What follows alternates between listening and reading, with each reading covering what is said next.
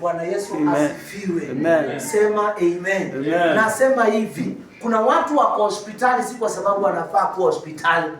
They did not take the precaution before waende.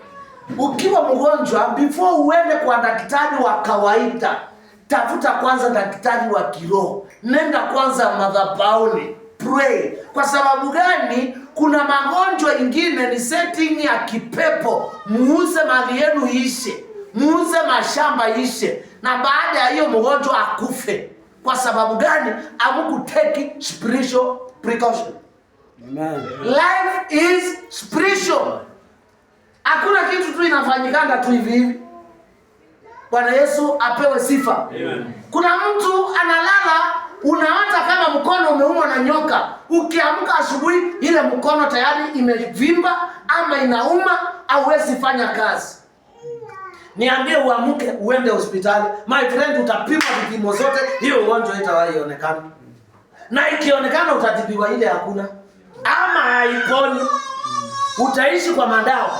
Kwa sababu gani? Spiritually uliumwa na nyoka na ukaamka asubuhi mkono imevimba, haiwezi kainua kitu. So that means si ugonjwa ya kawaida, it is spiritual. Na kwa sababu hauna feeding ya spirit ya kuelewa hii ni nini, utajipata tu hospitali umekimbia huko. Pesa zitaishia huko, my friend. Hello somebody. Hello. Whatever you are feeling us, may God help you to wake up. Amen. In the name of Jesus. Bwana Yesu asifiwe. Amen. Christians, they don't pray. Na wakiomba ni ile ya kupembeleza shetani. Shetani na kuamuru toka hapa na hapa ndio kuna umanga.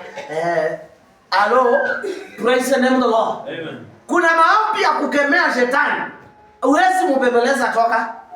It is by fire, by force. Ile nyoka iliniuma usiku, ninakemea, nina disconnect hiyo line ya magonjwa. Praise the name of the Lord. Amen. Ile chakula walinipea usiku. Watu wengine wanaoteshwa wakikula chakula, wakikula manyama.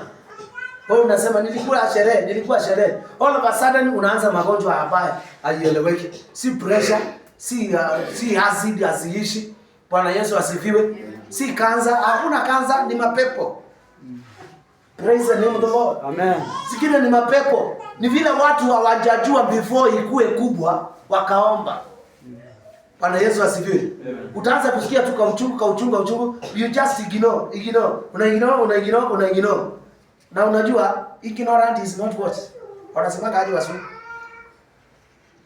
Ignorance is ndawa. Wanasemaga aje? Ignorant is not?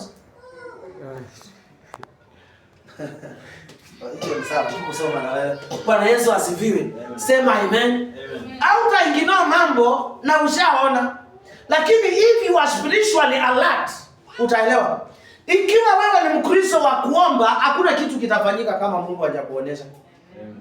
Bwana Yesu asifiwe. Yesu akaenda Mzeituni kwa sababu alijua kuna mzigo ama kuna kazi iliyo mbele kubwa.